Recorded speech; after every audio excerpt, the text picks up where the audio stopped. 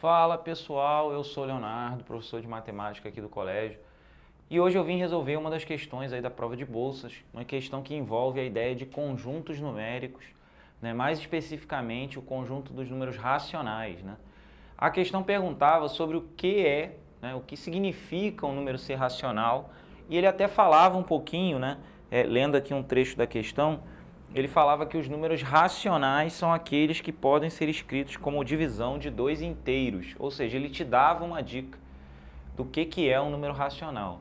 E na verdade essa é a definição de um número racional, é aquele que pode ser escrito como uma fração, ou seja, uma divisão de dois inteiros, tá?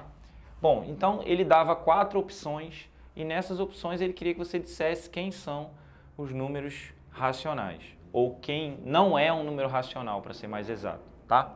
Identificando quem é racional, você vai identificar quem não é, obviamente. E aí o que acontece?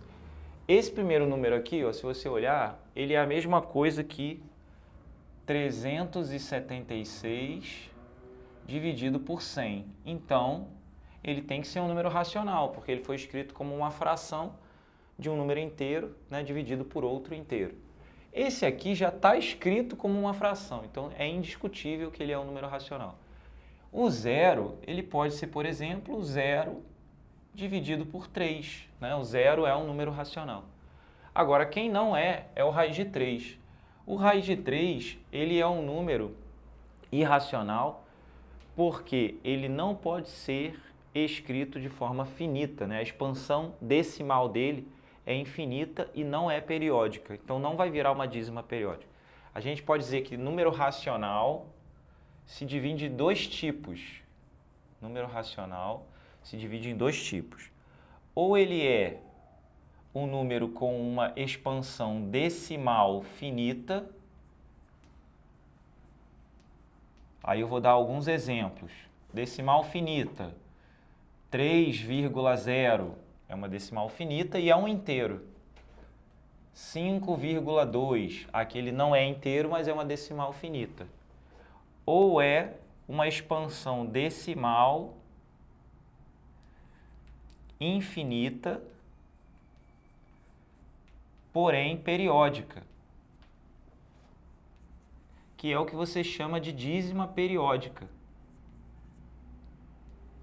Então aqui, ó, 1,333 e segue 3 para sempre, que é 4, né? São 4 terços, tá? Dá para saber por que o raiz de 3 é racional? Dá. Não é o objetivo aqui, mas dá para mostrar por que ele é irracional. E isso tem a ver com mostrar por que o raiz de 2 é irracional, tá? Os demais são evidentes, né? Tanto esse aqui, que é uma fração decimal, esse aqui que já é uma fração, não precisa nem falar nada, esse aqui que está escrito como uma fração aparente, né? E aí eu posso escrever como uma divisão entre inteiros.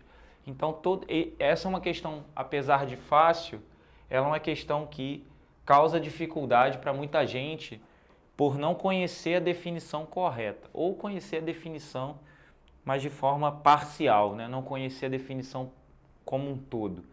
E aí acabar aplicando de maneira incorreta e errando por besteira. Tá bom? Mas é isso. Espero ter ajudado aí, ampliado seu nível de conhecimento sobre esse assunto e que você tenha acertado na nossa prova de bolsas. Beleza? Até a próxima questão. Um grande abraço e tchau.